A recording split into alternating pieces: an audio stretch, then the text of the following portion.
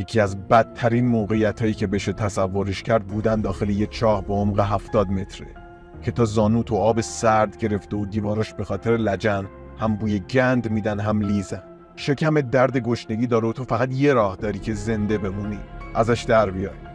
هیچ انتخابی، هیچ آزمون خطایی، هیچی. داری فقط به یه طناب فکر میکنی، با خودت میگی خدایا اگه یه طناب داشتم، خدایا اگه فقط یه طناب داشتم همه چی اوکی میشد، من در میومدم، من انقدر سردم نبوده، زنده میموندم. نه شانسیه، نه کسی بهت زور کرده، نه من اومدم بهت گفتم ببین تو رو خدا، خدای تو رو خدا بیا منو ببین، بیا ویدیوی منو ببین. نه، تو دنبال اون طنابی.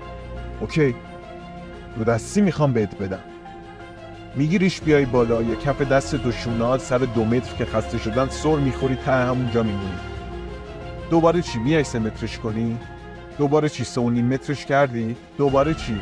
آها، آرزوت عوض شد. این دفعه دنبال غول چراغ جادو میگردی. فکر کن بهش، آرزوش کن.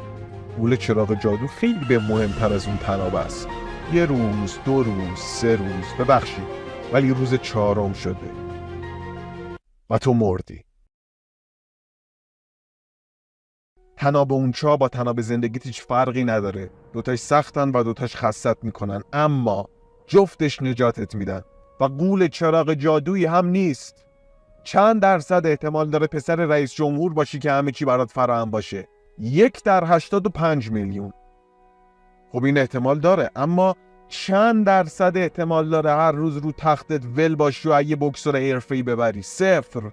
پس چراغ جادو رو بذار کنار، داستان چاه رو بذار کنار، پسر رئیس جمهور و بوکسور و مایک تایسون هم بنداز دور. طنابو میخوایمش. طناب همون دیسیپلینه، تنها راه نجاتته. کاری به کلمش نداشته باش واو چه باحال چه بامزه، دیسیپلین چقدر کلمه دهن پر کنیه. یا بهش بگو طناب یا بهش بگو نظم. نظم بهتره. حالا دیسیپلین یعنی نظم، یه کاری رو هر روز انجام دادن، همیشه انجام دادن، به موقع انجام دادن. و لطفاً نه یا همین الان برای من توضیح بده خب من نظم دارم، همیشه غذای سالم میخورم، نمیدونم همیشه کتاب میخونم، من همینا رو نصف آدمای دنیام نمیکنن. آفرین، تو بدون اینکه ذره ناراحت باشی این کارای مفیدو میکنی.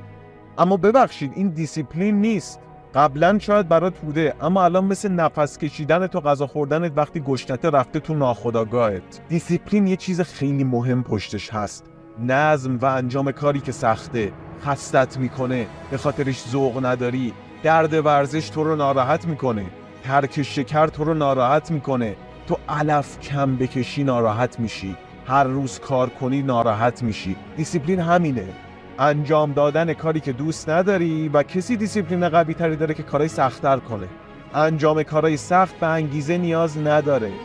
شیرینی انگیزه فقط چند روز اولیه که ذوقشو داری، که زیر دندونت مزه میده. چند روز که تموم شد یعنی باید بذاریش کنار. انجام کار سخت فقط به یک دکمه نیاز داره که بهت تبریک میگم تو اونو داریش. تو الان اون تناور رو داری، تو مغزت کار گذاشته شده و همیشه کنترلش دست توئه. دکمه احساسات. تو فقط نیاز داری که دکمه احساسات تو بذاری رو حالت آف. نه به درد فکر کنی، نه به حوصله سربر بودن فکر کنی، نه به راه طولانی و هوای سرد و گرم کلاس مهمت فکر کنی. فقط خاموشش کن و انجام بده. اون موجودی که در گوشت نشسته میگه ببین بهت قول میدم این آخرین قلوپ نوشابه‌ای که میخوریم، از این به بعد رژیم سخت، خیلی رژیمای سخت و وحشتناک. ببین میدونم یه ماهه که به خاطر من یه ماه با کفش کثیف میری پیش رفیقات و ماشینت روغن ریزی داره، پارکینگو به گند کشونده.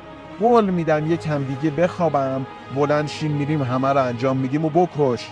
و از همین الان برای اینکه دیسیپلین یه آدم قوی رو داشته باشی، ساده ترین برنامه‌ای رو که یه آدم میتونه داشته باشه تو طول روز توی نوت گوشیت بنویس، ولی یادت باشه جزء روتینت نباشه و انجامش برات سخت باشه، مثل شستن ظرفای خونت، مثل 35 تا شنا و 2 دقیقه پلانک و اینا، هر روز بدون تعطیلی.